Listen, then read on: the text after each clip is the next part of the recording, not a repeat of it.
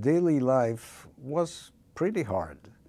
The vast majority, there were about over 3,000 Jews in this village, and the vast majority of them were barely surviving, meaning that the one that were doing okay were the people that had commerce, either in dealing with dry goods or a cafe or a type of environment that allowed them to make a little bit of money.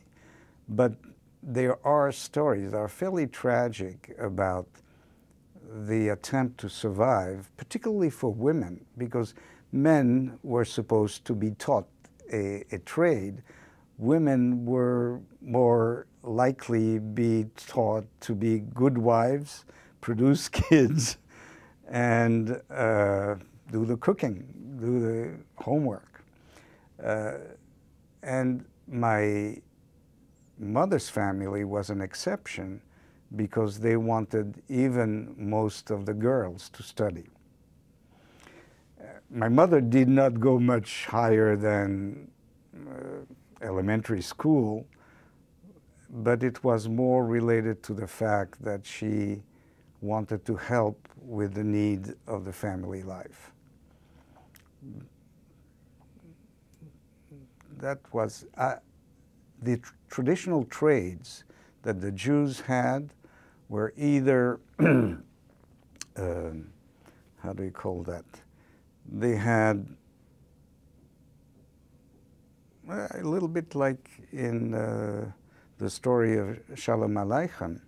They had chariots with either horses and they would go from town to village to sell stuff and trade and things like that.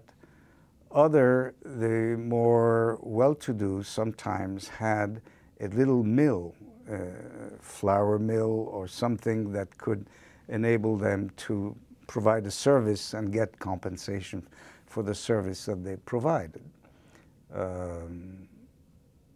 Some had little, like restaurants, but these were the more well-to-do. The vast majority were not, and surviving barely by engaging themselves in trade or working for people in the village, but hard life.